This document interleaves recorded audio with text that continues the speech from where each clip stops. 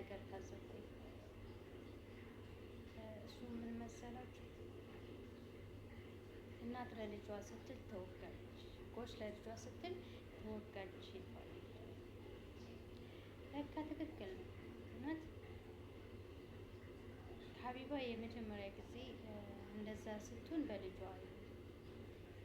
ይህንን ለማን ቢሆን እየተመኙ ለአንዳንድ ወልደው እንዳልወለዱ ለሚሆኑ ወንዶች አባቶች።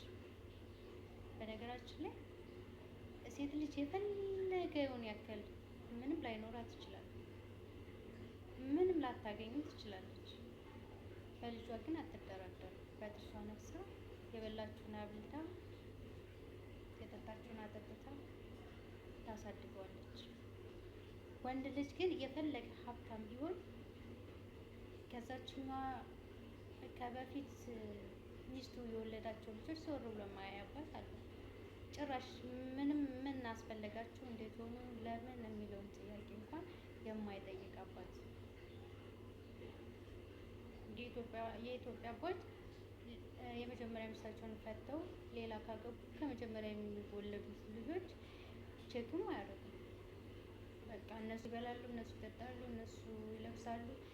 እንደውም ጥፋተኛ እያደረጉ የሚረግጡ አባቶች አሉ።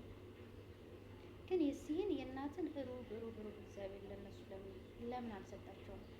አሁንም ፈጣሪ ወይ ለወንዶች ልጆቻቸውን እንዲወዱ በቃ የእናትን ሩብ ያክል ስሜት ለልጅ ስሜት እንዲኖራቸው